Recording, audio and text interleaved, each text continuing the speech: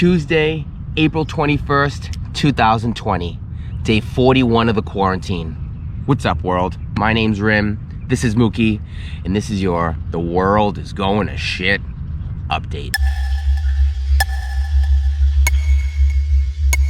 Total number of cases globally has passed 2.5 million people, including more than 170,000 fatalities. But more than 646,000 people have recovered. Australia is already reaching a turning point in the outbreak.